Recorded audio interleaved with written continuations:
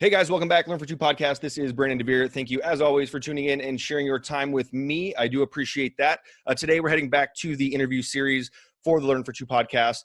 And today I'm very excited to have one of my best friends in the world. I've known him since I was 4. He's the broker and owner of the McLean Real Estate Group, just crushing it up in North Central Washington. The last couple of years, 400 plus transactions per year. He's an incredible guy. I've been lucky enough to know him for so long and seeing his success from the ground up.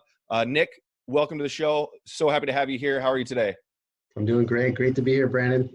Awesome. So can you give us just a brief background, kind of touch on, a little bit of your success, which is basically the tip of the iceberg. Can you just give us a quick little background of, your history to what you got to this point in your real estate career? Well, yeah, and it's an interesting path, but I think it's a path that is probably similar to a lot of other people's paths. It's just in different forms, Went into another career. I was an airline pilot for 4 years. A lot of people had other careers. I mean, I don't know a lot of people that have real estate license degrees. No one goes to college to go into real estate. They usually fall into it. They see opportunity or they're just forced into it. For me, I was forced into it. Had no other options. It was either $10 an hour in Wenatchee or, move to another city. And what's going on right now with all the remote work, that wasn't available in 2008 to work remotely. To get an employer to employ you to work remotely was really difficult. And that's one of the reasons I got into aviation is you could almost live anywhere you wanted and make an income because you could fly 500 miles an hour. Now we can snap to work instantaneously, which is kind of cool. So in 2008, got into the real estate career, started my real estate career, small town, 3,000 people, second home community, vacation home community. Opened our company in 2012 when my broker asked me to leave, because when you outsell your broker owner 10 to 1, they don't want you around anymore. And it's not that he didn't want me around. It was just like, there's a lot to that. Right. So imagine, and you're my broker and I just outsold you 10 to 1. There's a little maybe power struggle. There's maybe a little ego there. Maybe liability. He really did care about me, but there's some liability there where I was just carrying too much liability for how much I was bringing into the company. So I started my own company and in 2012, and every year we've increased our sales and now in a marketplace about 35,000 people. In Wenatchee, Washington, we sell a little over 400 homes a year and about 125 million as of 2019. That's awesome. That's incredible. I decided to represent with my McLean Real Estate Group Nice. Polo shirt that Nick gave me when we were working on some stuff. But what's amazing to me is that, I was thinking about this today, is that we were, and you brought this up a couple of weeks ago when I think you told me that Jeff Bezos, he had his desk was a door, right? Yeah. So way back when you were launching McLean Real Estate Group, we were at your house making calls like to leads, internet leads, and from your spare bedroom, and you had a door for your desk. And what's that? It was a door. Yeah. So I didn't know if you knew, because I remember Emily, Nick's wife, was I think she saw it at I don't know. Did you do that on purpose, or did she? Yeah, actually, go ahead. For my birthday, my wife built me a desk out of a door. I mean, that's how little money we had. I mean, we had a house. We were doing okay, right? My wife was a teacher, but talk about bootstrapping it. For my birthday, she went to Home Depot, bought an $80 hollow core door, painted it, and turned into a desk. Because what awesome. I was using, the only desk I had prior to that was the desk that she grew up using when she was a kid. I could barely fit in it. Okay, well, and during that time, so you had that desk. You had that before that house that you started, right? Yes. So then when I stayed with you for I think about a month, right before I moved back to Vegas, but we were making those calls, and I remember her like talking about bootstrapping. You had already started to see some success, but I was on like this little table, and she's like, Nick, go to Costco and get him a better folding table so I had a desk to work with. But it's just funny to see. And I've been, so lucky to be able to see your growth and see all this stuff at the same time as being a friend of mine. You've been a mentor as well. And, we have conversations often, randomly. It's kind of strange because we might not talk for like a month or so. We talk pretty regularly, but we might not talk for a month or so, and like our conversation kind of picks up from where it left off last time, or what's new, what we're sharing, stories of what's going on in life, or business, or a book that we read, video we saw, podcast we listened to, all that stuff. But it's awesome to be able to connect, and not very many people have the relationship, after 35 years, right? And when you're only 38, 39 years old. So, we can talk about a ton of different things, but you'd mentioned something in one of our recent conversations that is kind of, time specific, as we talked about prior to this, where, in a time right now, agents are looking, you told me people are looking for leadership right now. And that kind of stuck with me over the past few weeks, thinking about it, going, what does he mean by that? And what does that look like? So just kind of trying to figure out, in your experience right now, one, what did you mean by they're looking for leadership, and how did you realize that is something that is very important to people right now? Well, businesses, succeed and fail on leadership, and the leadership, and it's kind of, it's pretty cliche because of the business book industry and the entertainment industry that is podcasts and that we are on, but also the books, but it truly does. And there's a lot to leadership, but I knew when this happened what I needed to do. And that was our conversation. When this pandemic, when the quarantine sets in, when everything changed, I knew exactly what I needed to do in my business. And it wasn't sell homes, it wasn't generate leads, it wasn't marketing, it wasn't figuring out where the consumer's at, it wasn't, cutting expenses and doing all these things. It was one thing, it was lead. So I wake up in the morning, everything's changed. What do? I lead. Okay. And I knew this because a couple stories. One, about a month ago, it was probably 2 months ago now, 2 or 3 months ago, a business owner in town lost somebody in their business. One of their employees committed suicide. Whoa. Right. And this is a person that, you don't know they have depression, and you just had a pod. You had no idea. Happy, go lucky, everyone loves them, right? And boom, changed their whole business, right? Because now people are coming to work crying, loss, all these other things going on. And I reached out to him and asked him how he was doing. And he said, it's pretty crazy. It's upside down. We don't know what to do. He goes, and I just, boom, I told him, I go, there's only one thing you need to do right now, and you need to lead. Period. It's not about how many shoes you're going to sell or how many bikes. It's a recreational store. It's not about how many rentals, who's going to pay your bills, nothing like that. It's not what to say to the people. It's just, you need to just focus on one thing, and that's lead. Your people need a leader. And it's not that you become a leader, you just be there. You're just in that space of leadership. And I think that was really important. Now, back up 4 months ago, our office building here, the landlord decided to remodel the basement, and they used a very toxic sealer for the foundation. So they went in the basement and started sealing the foundation with this toxic tar material that on the label says, when you apply it, you leave. When you apply it, you have a mask on and you leave, and you don't come back until it's dry. Well, they didn't tell us. The HVA system brought all the fumes up into my office, and I have 41 people in my office. We had to evacuate like that. No place to work. This is 4 months ago, Brandon, right? No, I was going to say, so they didn't say, did they come tell you, hey, you guys need to get out? Or did everyone just start like coughing? We found out real quickly when people started getting dizzy, we had an employee throw up, right? We had to bounce out of our office, Brandon, just like this, like a snap of the finger, everything's changed. You need to work from home, right? Yeah. So we went into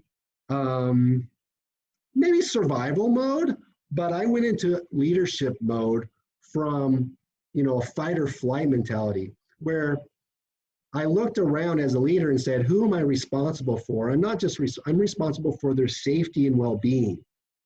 So I didn't go like, oh, I'm responsible to pay their bills or get them a paycheck or get them leads or make sure that they have more sales. It was like, no, number one, I need to make sure they're safe and they can work in a safe environment. So we triaged that. We found another remote office. We got our computers out. We jumped on Zoom. We already had a trial run for this 4 months ago. So I'm really grateful for that opportunity. But what it taught me was what they wanted was a leader. And as soon as something like that happens, or like this happens, they look around to see how everyone else is reacting. Mm-hmm. And they're going to look at you as the leader, even if you don't think you're a leader, to see how you react. And how you react in that time is really a time to test your character. And so times like these, the way I look at it is, this is awesome in terms of, yeah, it's crazy, but I get to see the character. I get to see who I really am, right? You've heard this a little bit, like the truth will surface here. Who are you really? Because, I pride myself on discipline and daily habits and commitment. Okay, that's great when everything's going great. I like to say any pilot can grease a landing with no wind. Any pilot can grease a landing with no wind.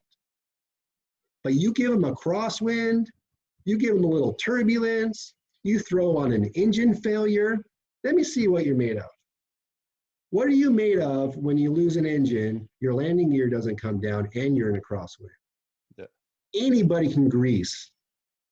No wind, blue,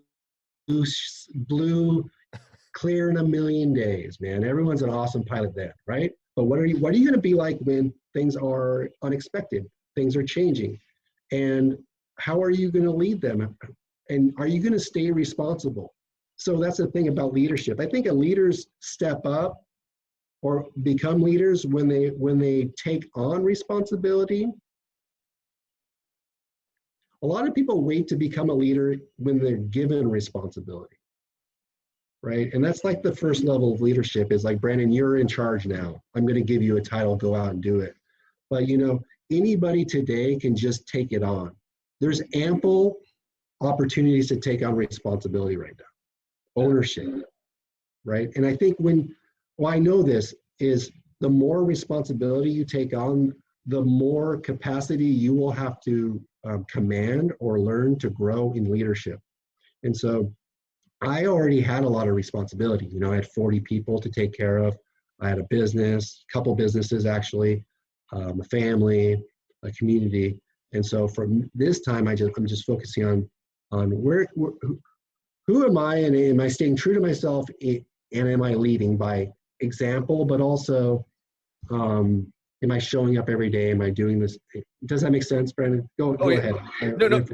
No, absolutely. It's you can tell. I mean, I know the coaching that you've done and the what you seek out was preparing you for this moment. Obviously, you didn't know this moment was coming, but there were going to be moments like this where you were going to need to lead, and you've been training for this for a long time. I mean, years. We've talked about different coaching, different people to learn from. I've seen some of the stuff you're doing in person. I've seen some of the stuff you're doing, from afar. But like you said, anybody can. If you say, hey, here's step 1, 2, 3, 4, 5, just do this always. Nothing's going to change. Anybody can do that. Yeah. But when you go, oh, here's step 1, but hold on a second. But now you have this coming at you. Now you have to decide. Like I was watching a video the other day where someone was making fun of Jameis Winston. Did you see this? His training. Mm-hmm. So he was doing this training, and I think it was David Carr, the old quarterback, came out and made fun of him because he had his trainer throwing like a dummy at his head so he could duck it and then throw a pass. Yes. And he made fun of him, and he's like, yeah, that's ever happened. So Jameis responds with a guy coming by with his hand like swinging right by his head where he had to duck in a game. But it's like, hey, drop back and throw a pass. No problem. Anybody who can throw a ball can do that to some extent. Well, now try it when you have a 350-pound, lineman swinging his big arm at you and duck out of the way and then make that throw. But, he is preparing for not just making a pass. He's preparing for all those obstacles. And that's what you've been doing for so long. And to recognize that so quickly, right when I know I need to do one thing, and that was lead. And what I see a lot of people, and maybe it's just in the industry itself, but I'm getting, recruiting calls and text messages for people to recruit me to their brokerages. And they're telling me, here's reason number 27 to join with me. Here's more leads. Here's more that to me, that's not leading. That's like trying to find an employee. So where you're coming from is that people are coming, hey, I need you to help me, not with just more leads, but with how can you help me grow as a person overall? And I think by you saying I need to lead, I think that is the way that you've done it, right? I mean, would you agree with that?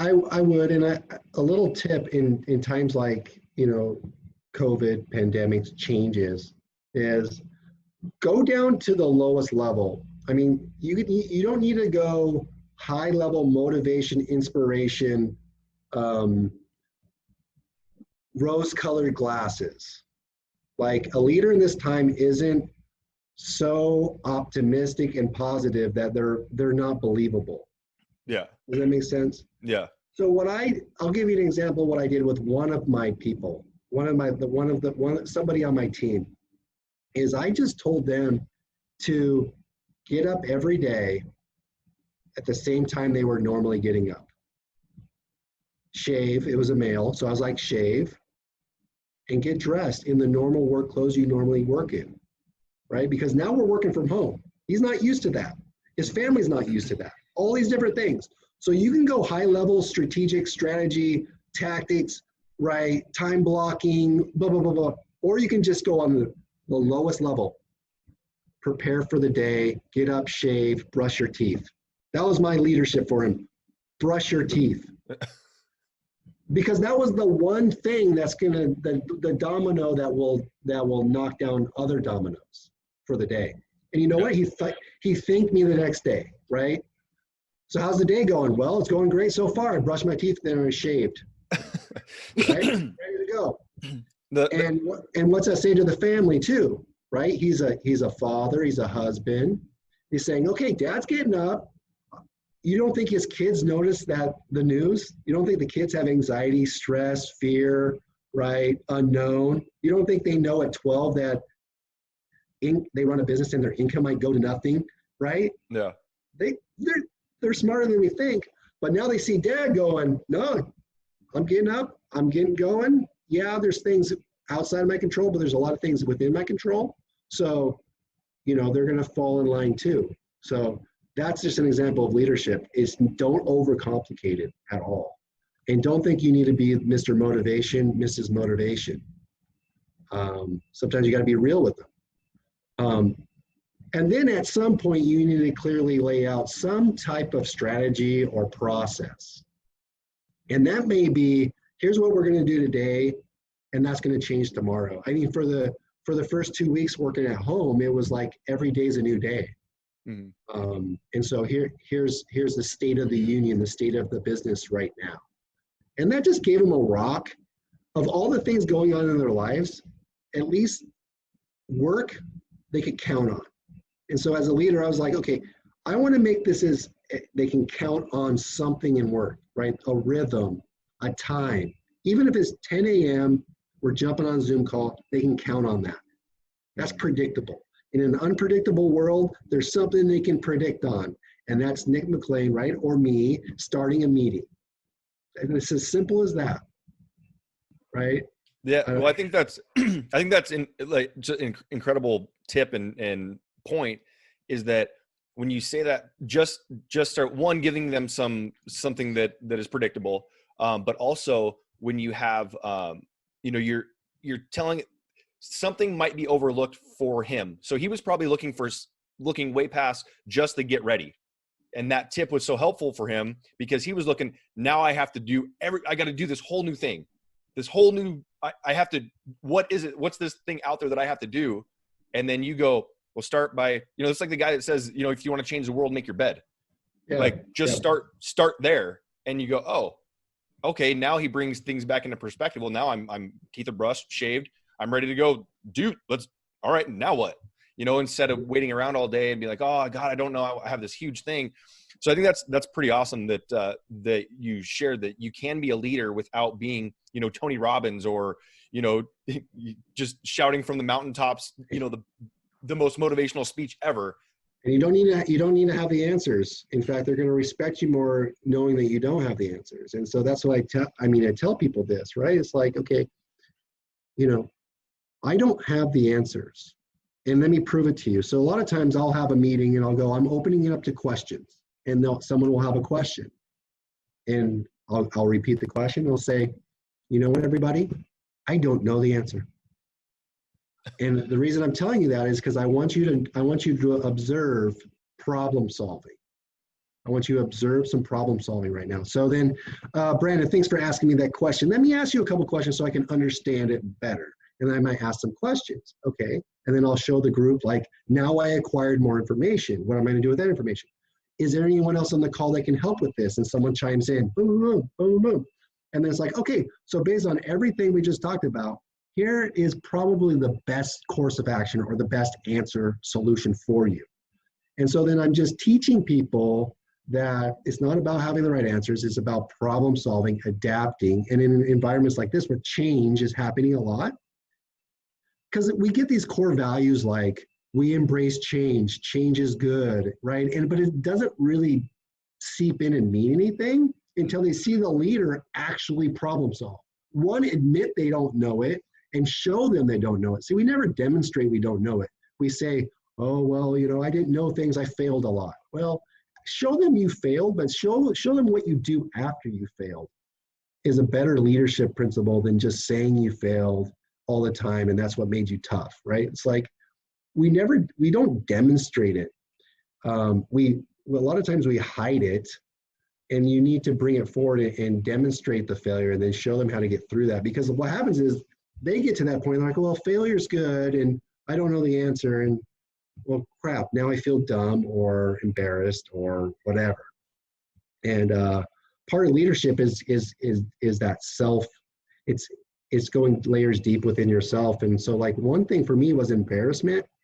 I've worked on embarrassment for a long time. I don't know very many people that weren't embarrassed growing up at some point, right? In gym class or in school when you were supposed to read out loud, or gosh, who knows what, like band practice. I'm thinking personally, I was embarrassed in band.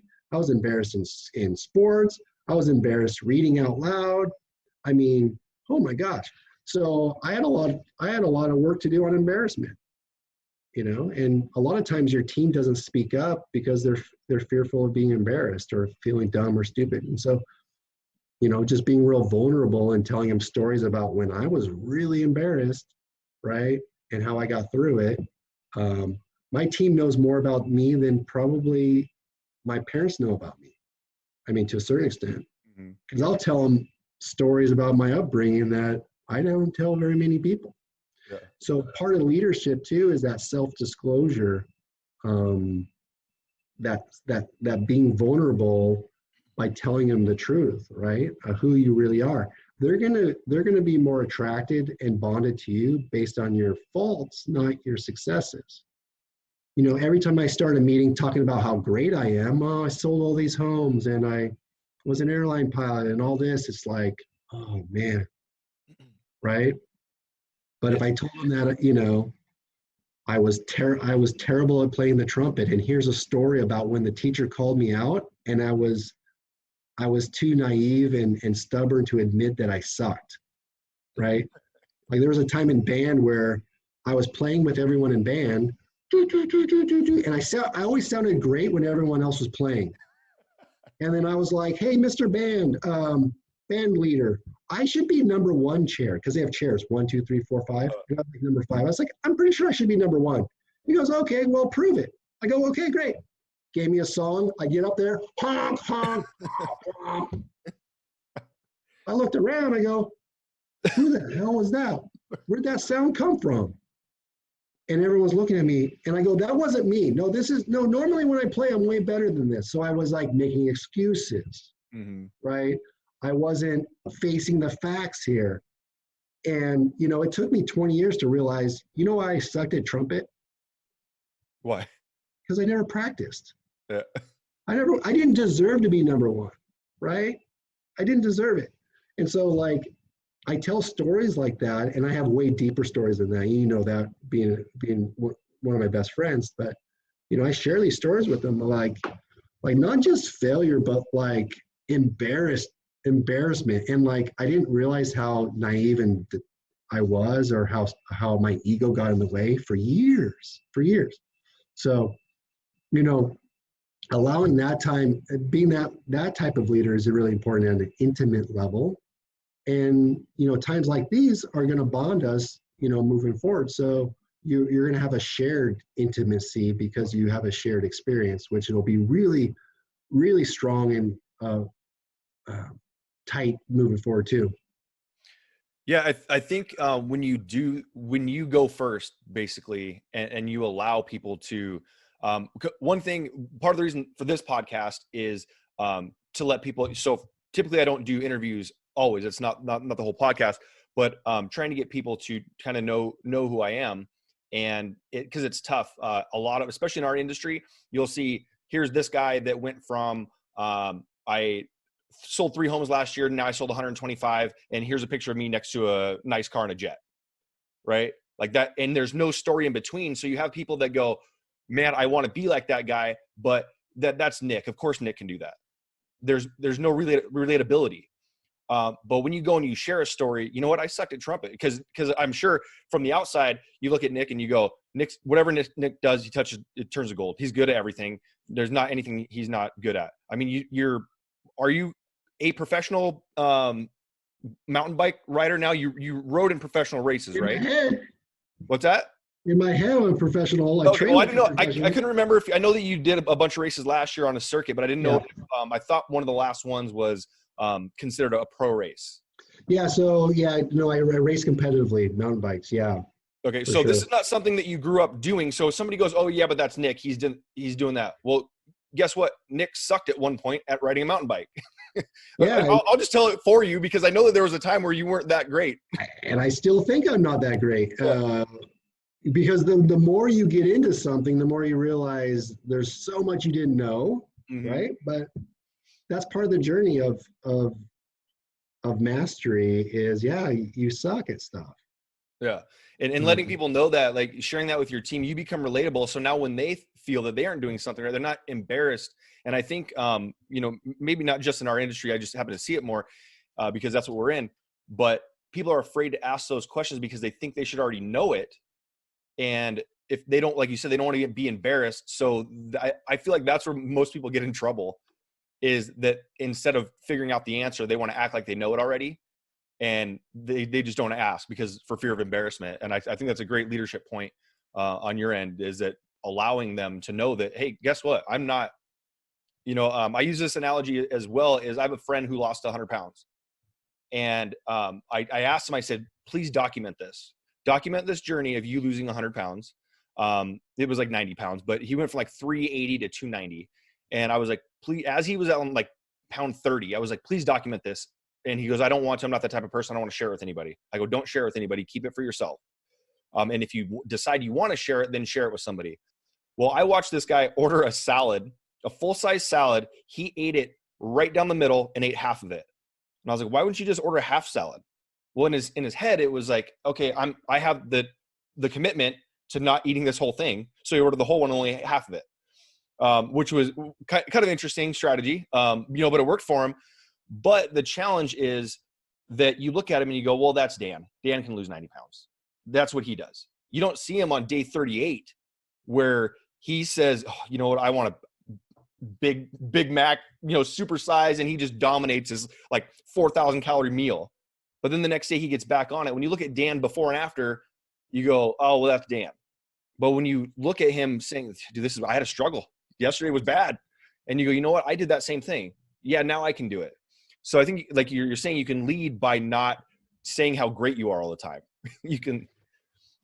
You're absolutely right. And there's also another thing about leadership that you need to realize. There's actually, you don't need to put a lot of pressure on yourself.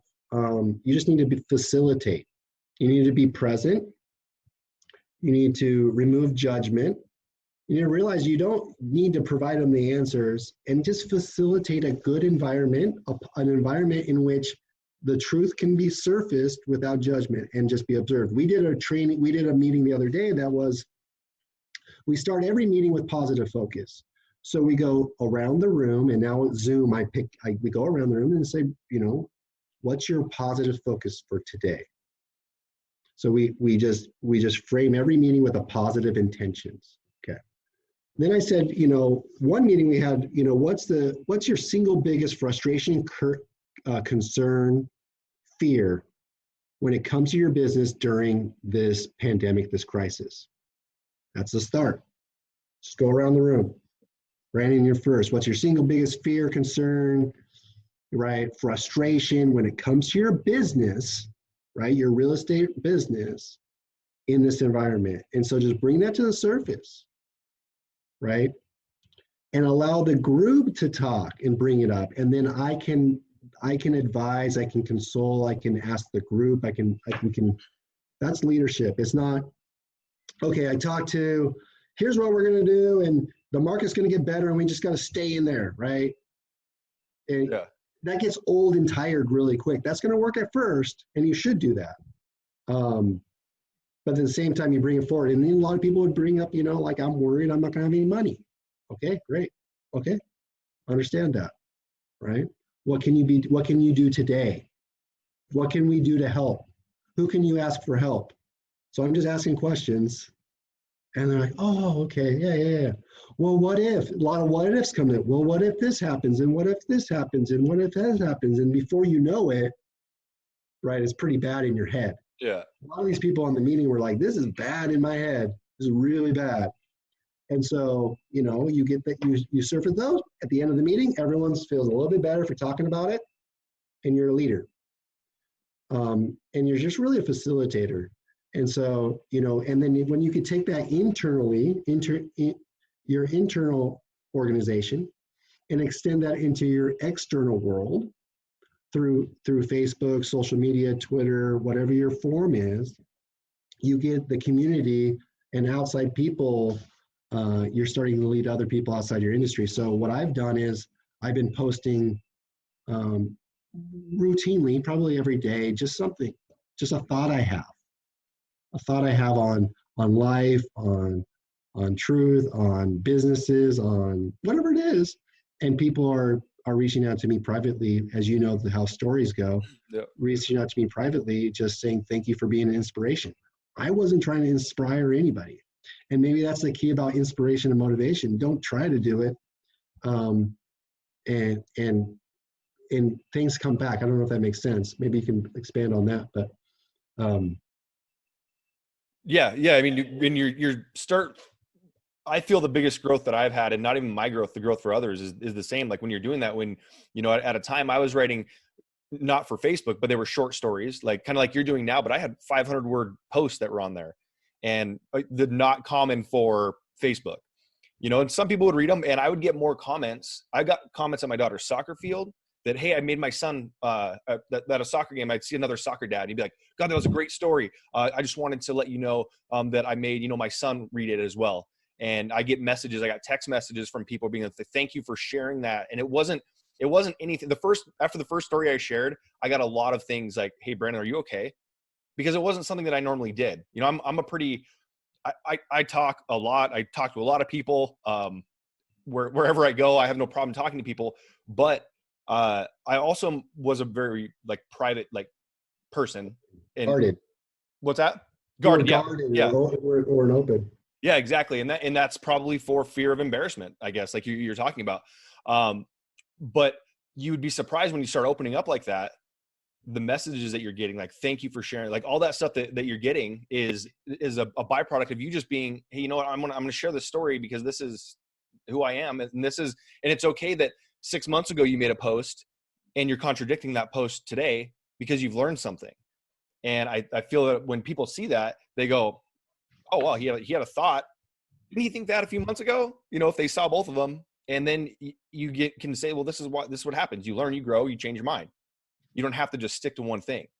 Yeah, when I started posting a lot, longer stories, copies, or thoughts, one of my coaches and mentors, John Sheplak, he goes, "What changed, dude? What's going on? Because you're posting a lot."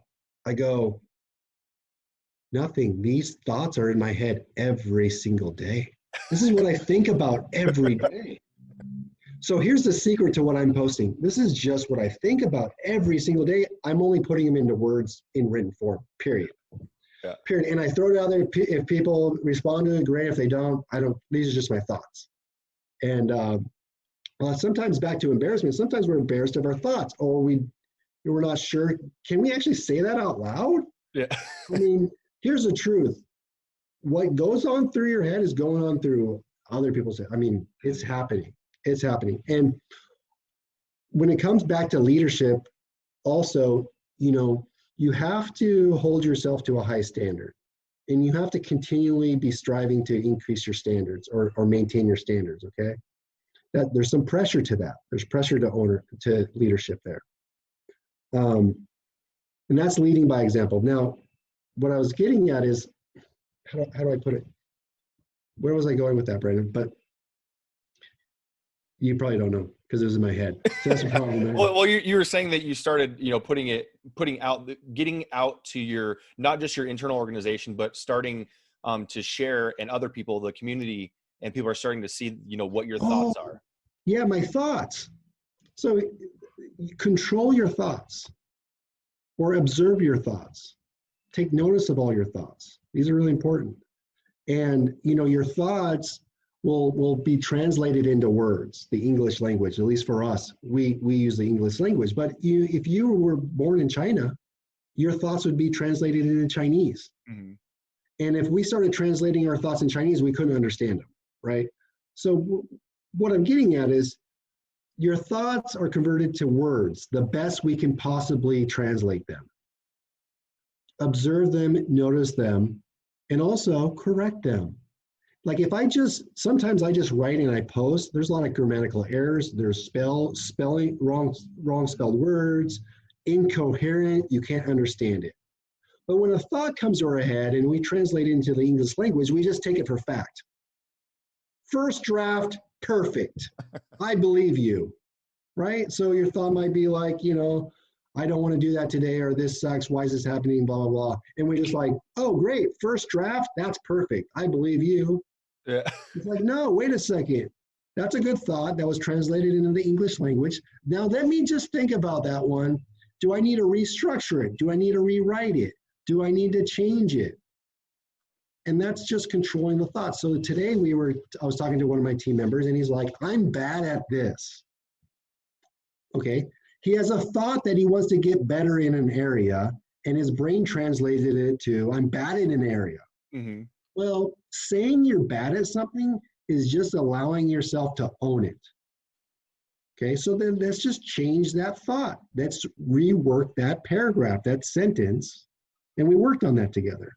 And that was leadership, right? It was like, okay, well, I'm not good at it yet, or these are the areas I will improve that get me where I want to go. I was gonna say on that same note is that like that people use positive affirmations all the time. You talk about use affirmations in the morning. Hal Elrod, miracle morning. Say how great you are. So the opposite has to be true as well. The more negative affirmations that you give to yourself, it's got to work in that same way. I try to grab, I have it marked in here somewhere, but Think and Grow Rich, Napoleon Hill. I actually just went over it the other day, but there's one in there where he talks about auto-suggestion, right? And he talks about that the subconscious mind is going to work regardless of what you do or not. Like you were just saying, control your thoughts. And what he basically was saying is that, you can control your thought, or I can't find exactly where it's at, but basically what I wrote next to it is that, your subconscious mind is going to work anyways. So why don't you control what you feed it is what I had written in the margin, but the same kind of deal. Because when you say control your thoughts, people are like, oh yeah, well, they just pop in there. Well, eventually as you work and give yourself certain types of thoughts, you will start to believe or view things certain ways. So I thought that was pretty important. Yeah, then you have a filter on it, and you have some questions you ask yourself, and then these same questions that you work on, right? Mm-hmm. You're good when the people you're leading have thoughts, you get them to say them out loud, then you're that filter for them. You ask them the same questions, right? Yeah. So how do you know that to be true, right? Is there another way we could look at this? What do you think would be the best course of action, right? You just learn these questions to ask, right? And it's the same thing that you work on a daily basis. At least if you want to choose to be a leader, right, you gotta work on yourself first, and then you can lead other people. But don't think there's someone's going to crown you a leader, right? They're not going to do it. Yeah. You're not going to be bestowed leadership. You're not going to do that. You got to own it. You got to embrace it, and you got to really, at some level, you got to want it. And it's scary, but it's also selfishly, it's one of the greatest feelings I've ever had in my life. Is having the responsibility to care for other people's well-being, safety and well-being. It really has. When I was fighting fire, because we played sports together, Brandon, and so we were leaders on our teams, and we led in the athletic arena, but it didn't feel like safety was that big of a concern. I mean, we played football and you could get hurt, but we weren't really concerned with people's safety. We in fact wanted you to go get hurt to show how tough you were. So, I was a firefighter, so I was fighting wildland fire, and I'm in my desk. I'm in my office, and so this is on my desk. Can you see that? Yeah. Yep. Yeah. So that's my crew, my fire crew, as a reminder. And so this is a Cleom initial attack crew, and most of the people on that squad. But you have 20 people broken up into 4 squads. You have the 20 person leader that's in charge of everyone, and then you have these 4 squads, and each squad has a leader. So there's 5 people on each, 1 leader and 4 people. Okay, I was just one of the 4, greenhorn. Well, at my squad leader had to leave early. This was like my 3rd fire. We were in Mazama, steep country, rocky, dangerous. Ex-Vietnam helicopter pilots would fly us into the fire. Like, we were remote. We were way in the deep. Whoa. Deep fighting fire to cut line. And my squad leader had to leave for college early. So then they made me the squad leader, right? Gave me a saw. I was in charge, right? And I just remember this, like, I woke up before everybody. I didn't need an alarm clock. It's like, if you're having trouble getting up in the morning, getting dressed, shaving, doing what you need to do, like you're maybe lacking a little discipline, you lack responsibility, not discipline. That's the way I look at it. Yeah. Because when I was given the responsibility of 4 other souls, their safety and well-being on a fire that was dangerous, and we knew it was freaking dangerous. Yeah. I got up before everybody. I made sure my pack was, before that, I made sure my pack was right. Made sure I had my 4 quarts of water, my flares, my PPEs. But as soon as I was in charge of 4 other souls, I made sure their pack was good too. They made sure they had their MREs and their water. My capacity increased 4x.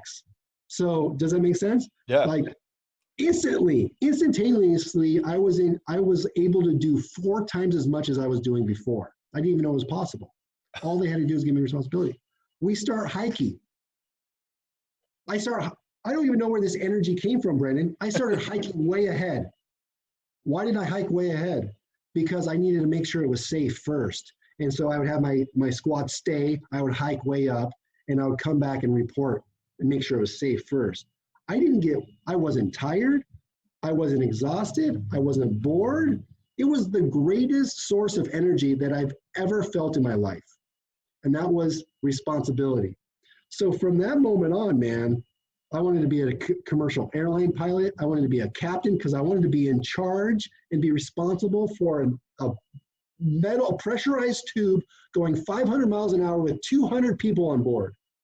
Like, I didn't want to be a pilot because I like to fly. Yeah. I wanted to have 200 people on board that I could be responsible for, because that's going to get my ass up every day. Yeah. And I'm going to love it every day. And so in real estate, it's like, oh, I don't want to go on another listing. I don't want to sell another home. But I do want to lead some people. Yeah.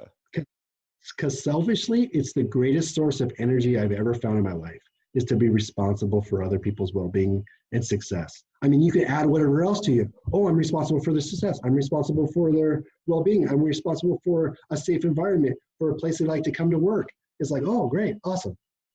I can see how that can be a little scary and daunting, but once you find that, I mean, I'm fired up now just thinking about it. Like, I want to work all day and night.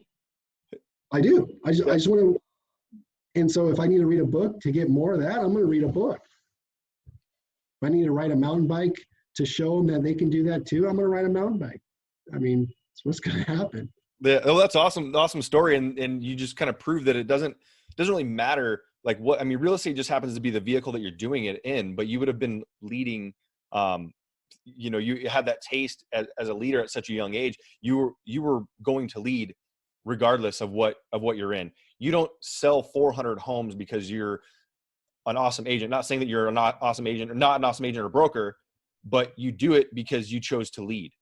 And now you have people buying in to what you're doing. And they are doing, I'm sure there's people on your team that are setting records for themselves. I've seen posts where people have just got into real estate and have sold 3 homes like their first month or whatever. And we had that conversation one time where it might've been at the Tony Robbins event that we were at, where you had made the comment that people, like the industry average was that an agent getting into the business doesn't sell a home. Their first sale is about 6 months into the business. And you go, why is that? And I'm like, I don't know. I guess that's just the average for people or for new agents. And you go, but what if you just told somebody that the average agent sells a home their first month, and you just change that narrative? Now, because when you said that when you give them 6 months, they go, oh, this is normal. I haven't done anything in 3 months. I still have 3 more months to sell something. But if you tell them the average agent does it in 30 days, and on day 15, they're going, oh man, I don't have anything under contract yet. What's going on? Now they're motivated much differently than they would be by going, oh, I got 5.5 months left. Yeah, it's true. And it works. It works. Cut deadlines. And this is more managerial. I throw this under managerial, is like, just cut everyone's deadlines in half. Mm-hmm. I mean, study Steve Jobs, study some of the Elon Musk. They do the same thing. They walk into the engineering department, the coding department, and they're like, guess what? When do you think you're going to have this thing done by? And then the engineer's like, August 1st. No, you got 20 days. Boom, gone. And they walk out. They don't listen to like why it's not going to happen. They walk out. Yeah. Report back. So, so there's managing, and then there's leadership, and we can get really deep into there. But one thing I want to touch on the responsibility responsibility a little bit more is what happened early in my leadership is I wanted all the responsibility because I would just energize me, right? Yeah. Oh, it's so selfish. So selfish. It's like I hear people are like, oh, I like being a team leader because I like seeing other people succeed. I'm thinking, oh, I don't know about that. I like seeing other people succeed because I just like to have the responsibility. I like to have the responsibility. Yeah. But that got a little bit like selfish, because what I realized was sometimes I was taking on responsibility selfishly, shouldering it, thinking I was saving someone responsibility. So like if you had something to do, Brandon, as a leader, I would shoulder it and take it on for you. And that was being a leader. Right? Mm-hmm. But what I realized was I was stealing the responsibility from you. I was actually hurting your development by taking it away. So what I realized maybe about 1.5 years ago was, oh no, give people responsibility. Give it to them. That's the goal. That's the key. Or share it. Share it together. It doesn't have to be mutually exclusive. We can do it together. We can be interdependent with this responsibility. And man, you give people responsibility in your organization, they're not going to leave you, because it's easy to leave a organization that you have nothing to. If you left, then it's just going to move on without you. Yeah. It's hard to leave a place that they're counting on you. It's hard to leave a place that people are counting on you, mm-hmm.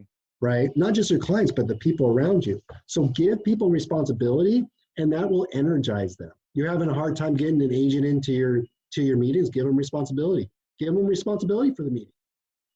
You're having some of your staff's not working, producing at the high enough level, give them more responsibilities. I'll try to break them. I'll give them so much responsibility, they don't know what to do. They don't know what to do. They figure it out though. They start asking for help real quick. You give them a little bit, they won't ask for help. They won't ask for help. So it's the same thing with deadlines. People love that. They love to be challenged with the responsibility. So, I think this is awesome. I mean, especially when you talk about, like, you try to break them. Well, what happened? You just like you said, you hiked up once, made sure everything was good, came back down, said, oh, let's go, without any loss of energy. When you said you didn't even know where it came from, but you found it because your responsibility was thrust on you. And just like, you're talking about these agents, hey, if they're not doing anything, give them a responsibility, give them, like you said, break them and get them, see where their limits are. Because if you're not, lifting weight, even your mountain bike training is you've done things that broke you in that training, and then the next time you go right past them on your next training session. Yeah, and I think breaking is probably the wrong word, but it's like this. You definitely put stress on them. Yeah. Their coach, you introduce stress, you relieve it. You introduce it, you relieve it. So it's like almost this breakdown, build up, right? And that's with you can do that with reporting. So it's like, here's a responsibility, report back. They report back, right? You give your input. Then you put it back on. And so like in my training, I have a coach for my mountain bike training, and he's looking at my fatigue, he's looking at my stress, he's looking at all these different components. And some weeks we go hard, some weeks we back off. And then so that we can go hard. So you got to play the long game with them too. But I think for the most part, I was shouldering all the responsibilities. Almost like, when you start becoming, I have a 2-year-old daughter, and this is a hard thing to do. She falls down. Do I pick her up? Like she falls down all the time. Do I pick her up? That's tough. Yeah. I don't know. I know what I want to do. I want to pick her up. Yeah. And then what I want to do after that is make sure she doesn't do that again. Yeah. Well, what if I did that all the time her whole life? She's never going to learn how to ride a bike. Mm-hmm. Because, she got on a bike, she fell down, I picked her up, I wanted to prevent her from getting hurt again, therefore I don't let her ride the bike again. And we do that with our employees. It's like, okay, they messed up here, well, I don't want them to do that again, so let's not ask them to do that again. Yeah. Well, no. In fact, make them do it, don't make them, have them do it again. Mm-hmm. Right? Figure it out. That's awesome. Well, before we go here, because you've totally flip the idea of leadership on its head and brought so many great nuggets for me. Cause even me wanting to try and be a leader in my own right, there is that level of, I have to do it all and show, like, puff your chest up, come lean on me, I can do this, all that stuff, where maybe it's as simple as, hey, take a shower, brush your teeth, shave today and get yourself ready. Oh, that's all I needed to hear. So these little nuggets that you're sharing right now are incredible in the way that, kind of takes leadership and makes it more, I don't want to say doable, but it makes it more, I can't think of the word I'm looking for, but makes it into like bite-sized pieces that can be implemented by anyone, like now, like starting today, you can be a leader, and it could be something so simple. But you told me a story a couple weeks ago, and this was about leadership in the community, where I'll give you the bits and pieces. I don't remember exactly what happened, but somebody in the business community reached out to you and was nervous about what they were going to do, how they were going to pay bills and all this stuff. And you just went into, without any financial gain for you, any gain at all for you, you gave them an idea of certain things. Hey, well, can you do this? Can you do that? Can you do this? Do you remember the story I'm talking about? Yeah, I do. Yeah. Can you share that so it makes a little bit more sense? Yeah. So I was posting online. I've been posting some business owner related topics or thoughts, right? Because a lot of businesses were shut down, restaurants, anywhere that basically every business was shut down to some capacity. And this person was posting that it's hard, they have a storefront and no one can come in. And it was just kind of like, woe is me a little bit. So I just reached out to them and just said, hey, is there any way I can help? Have you thought about, reaching out to different areas? I mean, and I don't know where you're going with this, Brandon, but I basically had a conversation with him and said, hey, let's just brainstorm this together. I have no idea about your business. I don't know who you sell to on a normal basis, but let me ask you questions. Who's your top clients? Have you reached out to them? Right? Mm-hmm. I probably started with his employees. What are your employees doing? Blah, blah, blah. But have you reached out to your top employees? Because I know this from running a business, the majority of your revenue will come from your top clients across the board. I don't care what industry you're in, your top 10% will be 90%. Your top 20%, I'm not saying it's Pareto principle, but it's pretty dang close. Mm-hmm. So your clients need your services. Just because your storefront shut down doesn't mean they don't need your services and product. Mm-hmm. Now, there are other industries that also need your product. Right now, I know healthcare workers need product and service more than anything, right? And the way I looked at, when we're in Washington State, the governor said some businesses are essential, some are unessential. Mm-hmm. Well, he just gave me a list of all the people that need my product and service. All the people that are essential still have jobs. So instead of focusing on everybody, thank you, Governor. Now I get to focus on this list of people. Yeah. So I'm in real estate. So it's like, well, who's going to be buying a home in the next 3 to 6 months? Well, anybody on the essential business list. Yeah. Why would I call anyone on the unessential business list? Yeah. Because they lost their jobs. Mm-hmm. Now, I'm not cold and heartless. I'm just focusing my attention where I need to focus it, where people need my help. And so he was like, oh yeah, I guess so. Yeah, great. And, healthcare workers, I was like nurses, and because he sold shoes. So I was like, what shoes do nurses wear? And I don't know anything about this. Yeah. And he named off 3. Boom. The Tevas, blah, blah, blahs. The whatever's, blah, blah, blahs. The whatever's, blah, blah, blahs. And I was like, well, reach out to the hospital, reach out to the clinics, reach out to the people at the HR departments, and see if you can make an offer to them. See if you can get on their mailing list. See if you can get on their private Facebook page or their Slack channel or something, right? Mm-hmm. And offer a 10% discount to the healthcare workers for your Tevas, your Teva 100s. Yeah. You think they're wearing out their shoes right now? Yeah, they're probably wearing out their shoes. Because go look at nurses. They all wear the same shoes. Yeah. It's weird. And that's awesome. That's why I wanted to share that story, is because it was somebody reaching out to you in the community, at leadership, where it's, what do you gain instantly? Like financially, nothing. You may get business from that guy because he says, hey, you saved me, you did all this. But in the time, you're just saying, hey, let's think about this from a leadership standpoint. I'm going to ask you a couple questions. I know nothing about your industry, but just by being a leader, because that earlier what I was talking about you being in real estate, it didn't matter what you were going in. You are like, if somebody asks you what you do, I think you should say I'm a lead. I lead. That's what I do. Even though you're in real estate, obviously, but I think that you would have success doing anything. And I think it probably stems from that basic principle of, what you said earlier. I knew what I needed to do. Lead. That's how we started off this interview. And that is exactly what you're doing for that business owner that is completely out of your industry.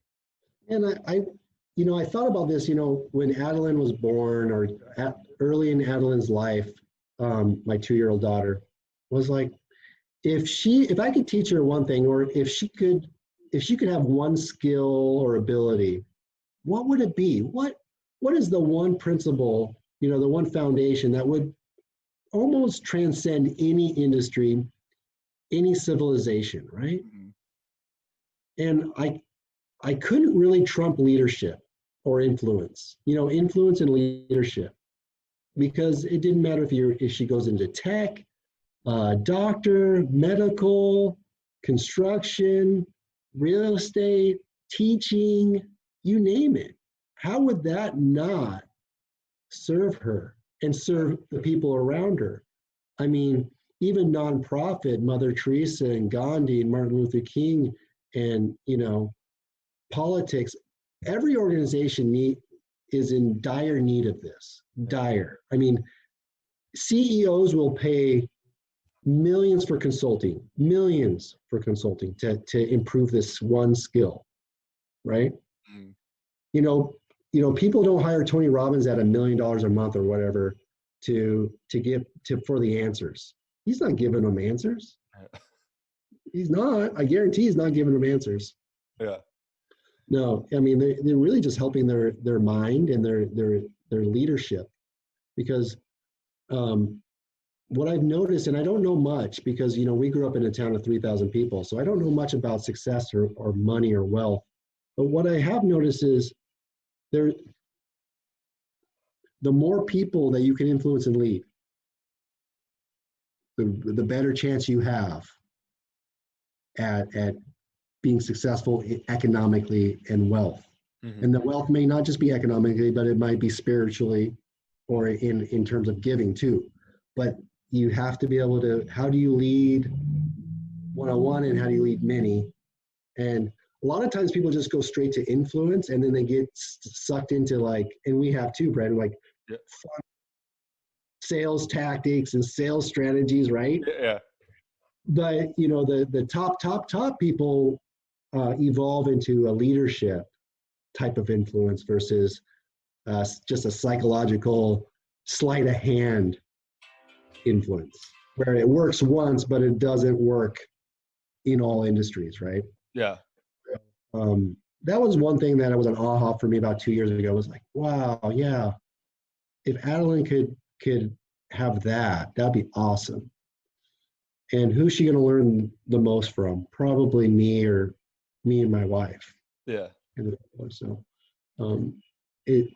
so selfishly, I want to get better at leadership so that I could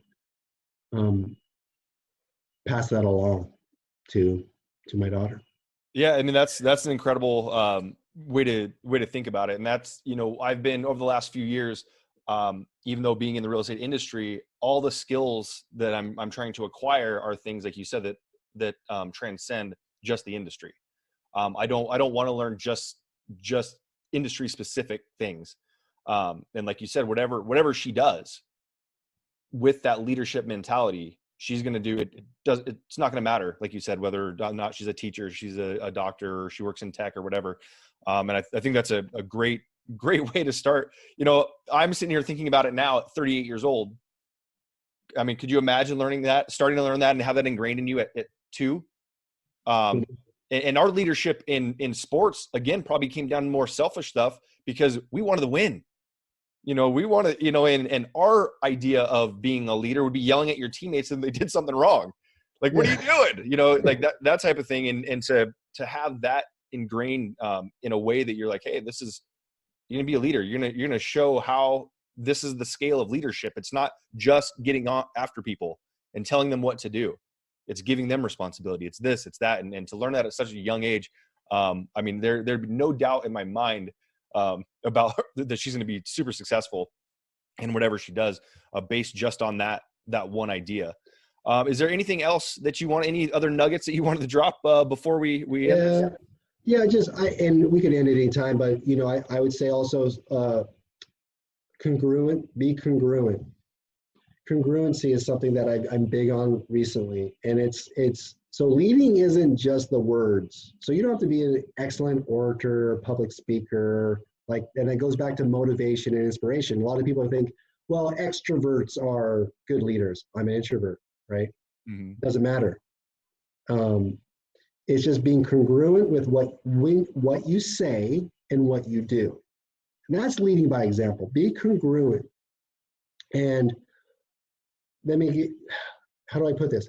You ever been in class and there's this one person in class or wherever it is that they don't say much, but when they do, everyone listens? Mm-hmm. To me, I've always looked up to that person.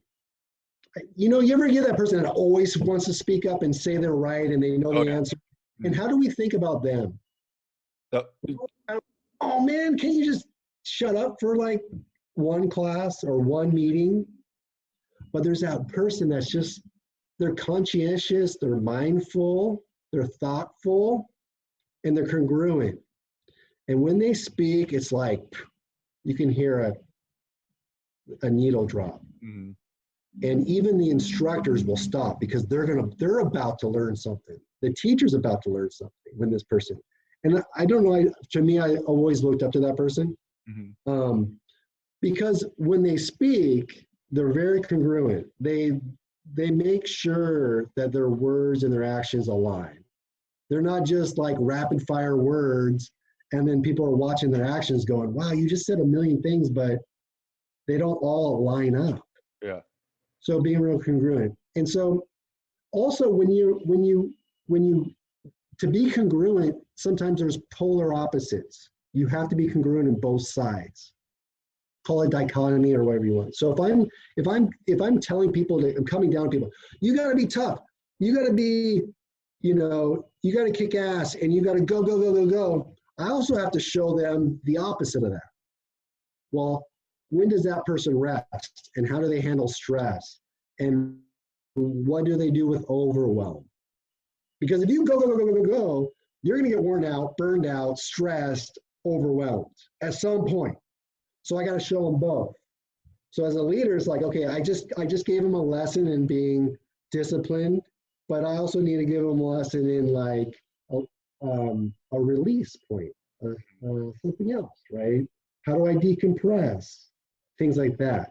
Does that make sense? Yeah. And then the last thing about leadership too is foundationally, you can go really far in leadership just by emotions, just by talking about emotions.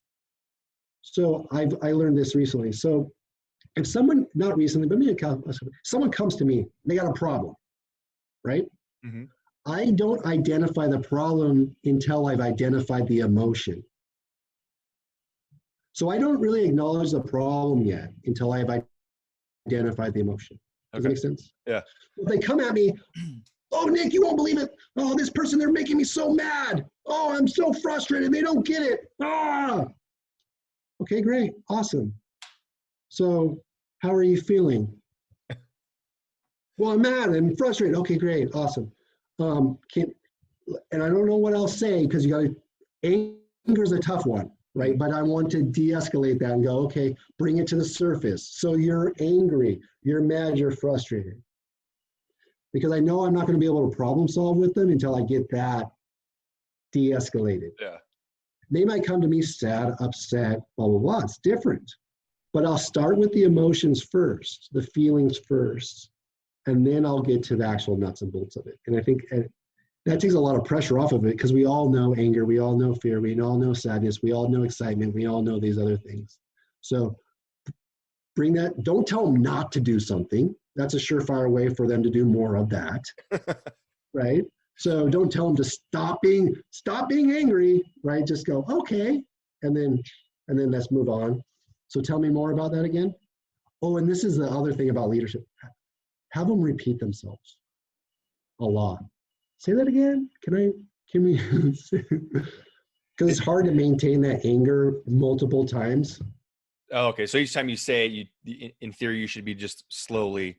Yeah, and your tone might change. You might slow it down, and they're seeing you like calm, right? They're just seeing you calm. So don't meet their emotions. Just observe them and just identify them. Because to identify an emotion, you can't be emotional. So you just go. So I mean, look at my body language. If you came at me, man, I'm looking at you, going, "What's your emotion right now?" What is that? Because it's not easy to figure out. So you're like, right? And then you come across as calm. And who doesn't want a leader that's calm? Yeah. I haven't met a leader that I didn't want that was calm under pressure. I also wanted a leader that when the time is right, they get pretty fired up. Yeah. And they got my back. And recently, I've had a lot of team members come to me and say, you know what, Nick, not a lot of people have our back in real estate. And we believe you have our back. You're going to fight for us. So there's a time and place for me to be the person that confronts.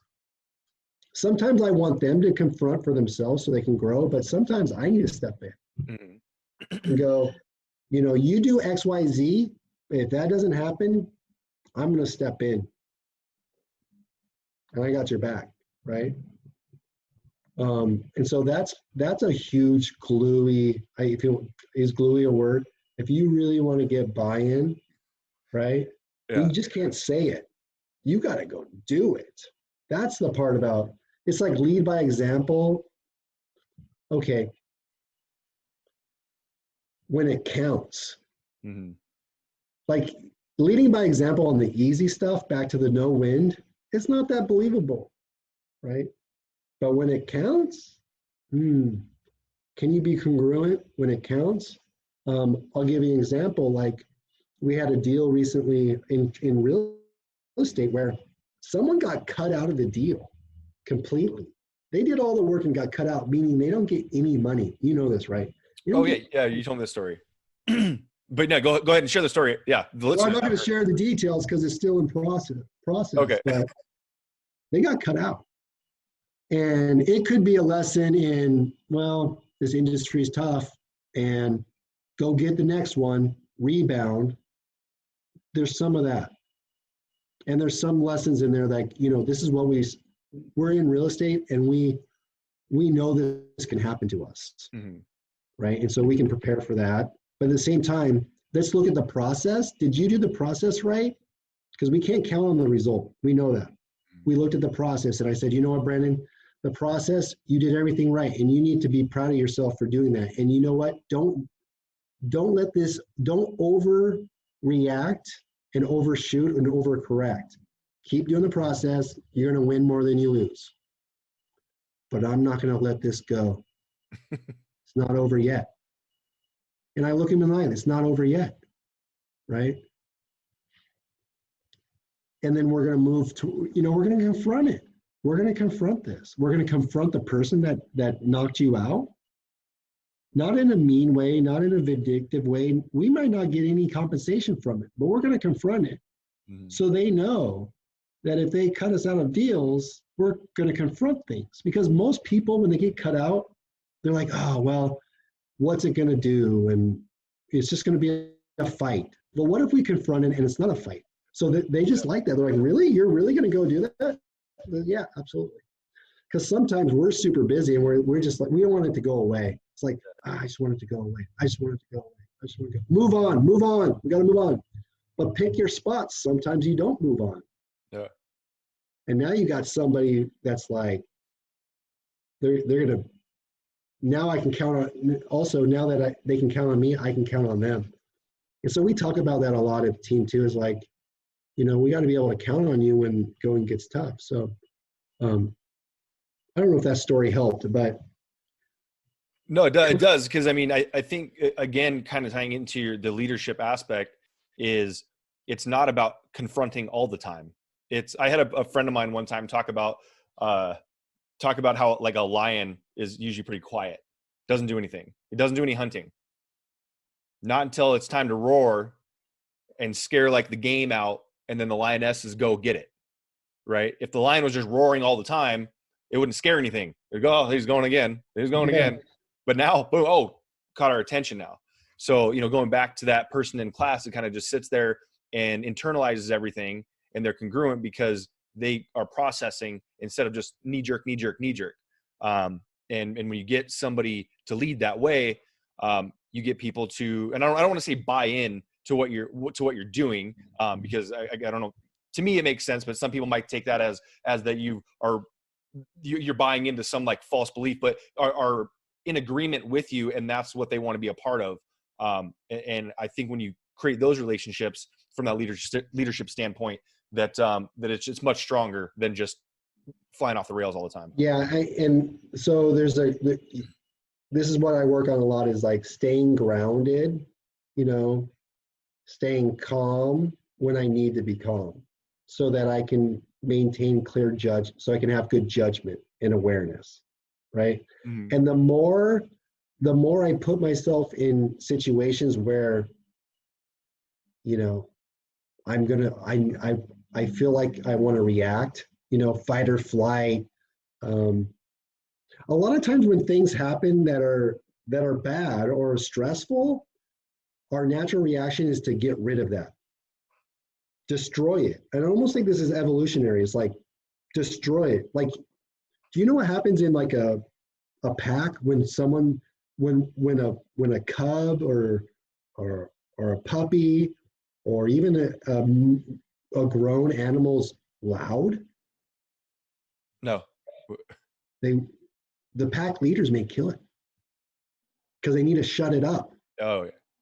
Because you're creating awareness to other predators, right? You're causing attention. And so you're ever in a crowd and someone's freaking out, everyone's like, someone do something about that person. Yeah. It's like this natural reaction is like survival, like get rid of it. Yeah. Get out of here, or stop, or destroy. And we don't really need to do that anymore because we're in a safe environment. So my natural reaction is, stop doing that. Shut up, calm down. You're making it worse. And that just, like I said, that just makes it worse. Yeah. So what I realize is the opposite works, where it's like, okay, stay calm, stay relaxed, stay grounded, because the other pack, they're watching you.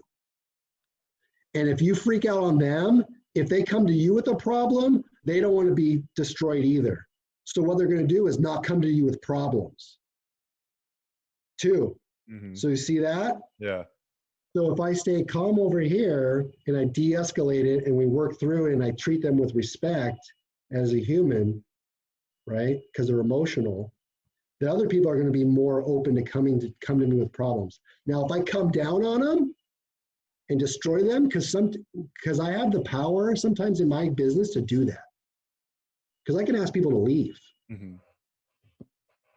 Right? But if I do that, how safe do they feel? Yeah. Not safe. But sometimes that person has got away with it one too many times and they're waiting, they want you to let them go. There's always a balance, a dichotomy there, right? Yeah. What I have also learned is you want to do it in private. So if someone's freaking out and they're being unruly and they're the problem, not they're reacting to the problem. So there's a difference. They're the problem, not reacting to the problem. Remove them and go in private. Because everyone else might misinterpret your coming down and destroying it. You might be doing it for the right intentions, but you might be showing them that they're not safe. Yeah, and you might be wrong. You might come down to them and find out you were wrong. Yeah. So I've learned this the hard way. Not once, not twice, more times than I can count. So what I would do is if you were freaking out in the meeting and everyone's anxiety is free, it's like, Brandon, let's table this. I'm hearing you. This is important. Is it okay if we talk about this after the meeting? And if it's really, really bad, end the meeting. Hi, everyone. If it's okay with everyone else, we're going to resume this meeting tomorrow. Brandon, let's go to my office and let's talk about this because we need to figure this out. Right? Move it. I had this is going long, so you can cut this anytime you want. But just so everyone knows, like, you're not born leaders. And you will, trust me. I'll give you an example. I had a nickname. This is 2014, 15, and 16. I've had a lot of growth, 17, 18, 19 in leadership. Really a lot in 18, 19, and now. My nickname was, and I didn't know this, was Nick Flair. Woo! Yes. If you guys don't know that, after Ric Flair, because apparently if you challenged me in a meeting, I came off the top ropes pretty hard. So I thought these meetings were awesome because I would talk, everyone would listen, and no one would say a word. Any questions? Nope, no questions. Wow, I'm good at this. No one has any questions. Because every time you had a question, bam! So my ego was getting in the way too. Plus, I didn't have the emotional control, the awareness. I wasn't calm. I was on edge. I was defensive. I was worried about getting embarrassed, looking stupid, all these things, right? So yeah, and you know, there was a switch, and you know when the switch came, Brandon, was a lot of the switch happened when I stopped drinking. Really? So on June 5th, 2017, I stopped drinking. So you're coming up on 3 years now. Coming up on 3 years. And that was a flip in my leadership. And it's not the drinking, it was my physiology in drinking. So slightly dehydrated, not well rested. All these things cause irritability, right? Mm-hmm. Short fuses, right? And so I didn't realize it about me, but I had a short fuse, and it was a lot of times because I had a mild hangover. Like I wasn't an aggressive drinker, but I probably had a mild one. But I always had it in the morning, so I didn't know any better. But since I don't have that, I'm way more calm. So sometimes your physical self, your physiology, your health has a lot to do with your ability to lead too. But these are what you do when you start tweaking the 1%, right? The 1% of the 1% of the 1% in leadership. And you know, the first thing is taking on responsibility, and then put yourself out there and get energized and embrace it. And then you can start tweaking things. But yeah, I was Nick Flair when I drank, and then now I'm just Nick. That's awesome. And I like that you do say that you weren't born a leader, and just as recent as, you know, 3 years ago, you were not the leader that you are now. And maybe you weren't even, maybe you thought you were more of a leader than you do now. Back then, like you said, you got done with your meeting and it's like, oh, I'm good at this. Nobody has any questions, you know, but they're too afraid to ask anything. Oh yeah. And the other thing I've learned some other lessons. You're right. That's a good idea. That's not leadership. Like if I thought I was a great leader because everyone was like, yeah, you're right, Nick. Or, man, that's a good idea. I should try that. Guess what? They're not going to do it. They're not going to do it. Yeah. Period. They won't do it. And in fact, some people won't do it just to prove that you weren't right. See, it didn't work. So some people are quiet. Some people are like, wow, that's a great idea. And then some people go like, okay, let me try that one. Oh, didn't work. Hey, Nick, you're not that smart as you thought. It didn't work. Self-sabotage. So I learned that. So now when I hear these things like, oh, that's a good idea, I go, whoa, wait a second. Let me restate this in a different way. Let me help you discover it. Because if I can help them come up with the idea, they're going to own it. Right? So those are just little triggers you hear that you're like, whoa, wait a second. I don't want you leaving here thinking that was a good idea. If I hear you're right, I go, oh no, I don't want to be right. That's not my goal. Yeah. My goal is not to be right. I'm done being right. Like, that's the big problem. I still I have challenges with this, you know, because you want to be right, you want to be smart. But then you become Google, man. You got a minute. Yeah. You know, you become got a minute. Nick, I got a question. Hey, you become Google. And then it's like, you're not accomplishing anything, you know, because you're always being bombarded with things. Mm-hmm. So, you know, teaching them how to problem solve and where to go and who to ask other than you is part of leadership too. So versus you got a problem, come to me. Yeah. Right. Yeah. That's a great perspective and different look at it. Cause I do think that a lot of people, like I said, you kind of flipped the idea of leadership on its head for me as I'm sitting here, thinking it, you have to be loud, you have to be right, you have to be perfect, you have to do all this stuff, but it's not, it's so vast. Like the idea of leadership, there's so many different entry points and where you can go with it. And having somebody think of something, getting them motivated by themselves instead of coming to you for motivation, is, you've shared a ton of nuggets here. I appreciate it and appreciate you spending your time. I mean, here we are like an hour and a half in. And this is why I wanted to focus. This is just leadership we talked about. And that's before I said, hey, we can talk about a million things, and we can talk for hours. My biggest regret right now is not living closer to you to have, this type of, deck talk or patio talk or whatever, just sitting out, looking over the river and just hanging out and having conversations. But yeah, great share. If any agents in the Wenatchee area, are looking to maybe join a new team or something, where can they go to find you? Well, Facebook, Nick McLean. I think I'm /Nick McLean, and Nick McLean RE on Instagram. Our consumer-based website is nickmcleanrealestate.com. You can also find us on real estate. I have Real Estate Greatness is a page on Facebook. McLeancoaching.com is a website we have. So you can go any of those places and probably find me. Pretty easy. Do you have any coaching programs available at the moment? Or not really. I mean, I'll do one-on-one. I'll do one-on-one on a case-on-case basis, just for capacity reasons. The person needs to be committed, and they need to be humble in their implementation.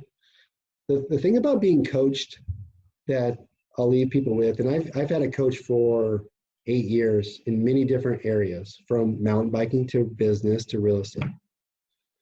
The first thing I tell my coach is, be careful what you tell me, because I will do it. And the reason I tell them that is because I've been a coach, I've been a consultant, and the majority of people don't do what you ask them to do. Mm-hmm. And it frustrates the coach. It actually makes the coach want to not coach you. So you want to be coachable. And so set that intention. One, I said it out loud, so I better follow through with it. Mm-hmm. Two, they better be on their game, because I'm paying you $1,000 an hour. You better bring it too, because I'm going to bring it. Yeah. Are we ready? Are we ready to roll? So I like that relationship. It's an interdependent relationship with a coach. So I highly recommend people get coaches, and I highly recommend that you have an interdependent relationship with them, not a dependent, where you're like, oh, you're the coach, give me all the answers. That's why I'm paying you $1,000 an hour. No, it's whatever you say I'm going to do, and I'm going to do it quickly. If I can, I'm going to report back. So, well, your current business coach is part of the reason that this podcast exists. Oh yeah, and nice.